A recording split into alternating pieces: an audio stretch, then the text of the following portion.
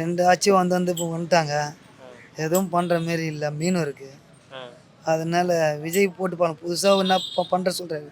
அவரு காசு போட்டு அவரே எல்லாத்தையும் பண்ண வர்றாரு.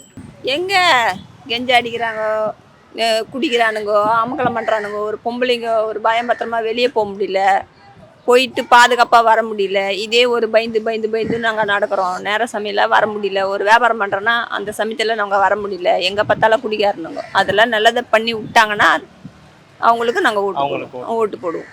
ஆனால் வர எலெக்ஷனில் யாருக்கு ஓட்டு போடுவோம்? திமுக. எங்கள் வீட்டில் எல்லாருமே இப்போ அப்பத்துலேருந்தே திமுக தான் போட்டுருந்தோம். திமுக போடுற காரணத்துக்காக திமுக போட போகிறீங்களா?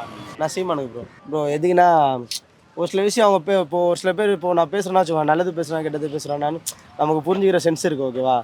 ஒரு சில பேர் பேசுகிறத அவங்க பேசுகிறது அவங்க மட்டும் தான் இருக்கும். ஆட்சிக்கு அப்புறம் அந்த அப்புறம் பண்ணுறாங்களா என்னன்னு தெரியாது. எனக்கு தெரிஞ்சு அவங்க பேசுகிற சீமான் பேசுகிறது எல்லாமே பண்ணுற அதாவது நடைமுறைப்படுத்துகிற மாதிரி தான் பேசுகிறாங்க. ஸோ நமக்கு ஒரு சில விஷயம் தெரியுது அவர் வந்தால் நல்லாயிருக்கும்னு. ஸோ மற்ற யாருமே போடுற மாதிரி ஐடியா.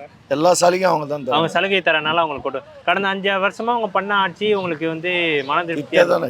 நீ மகளிர்கிட்ட கூட கேட்டு பாருங்க. மகளிர் உரிமை தொகை ஆட்சி இந்த எலெக்ஷனில் தடை பண்ணுறாங்கன்னு தெரிஞ்சும் முன்னெச்சரிக்கையாக மகளிர் பாதிக்கப்படக்கூடாதுன்னு 5000 ரூபா போட்டார். இப்போ இந்தமாரி பண்ணுறவங்களுக்கு இப்போ ஒரு லேடி 10,000 ரூபா சம்பளம் எடுக்கிறாங்கன்னா பஸ்ஸில் போக முடியாது, ஆட்டோவில் போக முடியாது, காரில் போக முடியாது. ஒரு 40,000 50,000 சம்பாதிக்கிறாங்கன்னா அவங்க ஆட்டோவில் கார்லேயும் போவாங்க. 10,000 ரூபா சம்பளம் வாங்குறவங்க ஹவுஸ் கீப்பிங் பண்ணுறாங்க, ஒரு ஆஸ்பத்திரியில் வேலை செய்கிறாங்க, ஒரு செக்யூரிட்டி வேலை செய்கிறாங்கன்னா அவங்களுக்கு பஸ்ஸு காரில் போகிறதுக்கு ஆட்டோவில் போகிறதுக்கு வசதி வாய்ப்பு இருக்காது. இப்போ மகளிர் பயணம் இதுன்னும் போது பஸ்ஸில் ஃப்ரீ. அவங்க இங்கே தமிழ்நாடு சென்னையில் எங்கே வேணாலும் போயிட்டு சுற்றிட்டு வரலாம்.